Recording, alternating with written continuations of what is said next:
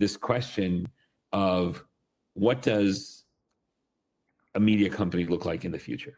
I think this is a really important topic of discussion.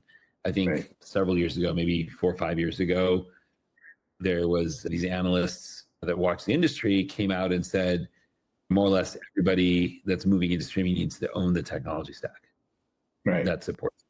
And as you've been in this industry for a long time, you see like the pendulum swing back and forth in terms of the ownership of, do I need to own the technology, develop the technology, manage it, et cetera, or can I outsource it? And it varies by organization. But I think 2 years ago, those same analysts showed up and said, okay, maybe we had it wrong, right? Yeah. Maybe the reality is very few media companies can own the technology stack because it's not their core competency.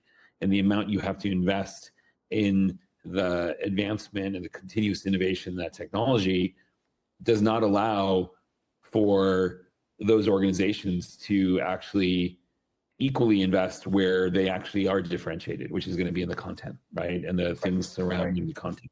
So I think a shift in media organizations is like, how do we unwind our ownership of this technology stack, and who can we work with that can serve our needs and be agile, but handle it, right, in more cost effectively?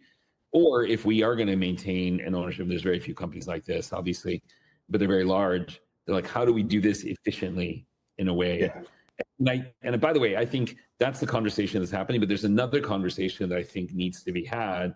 And I don't know that it's happening at the level that it should, which is this question of what does a media company look like in the future?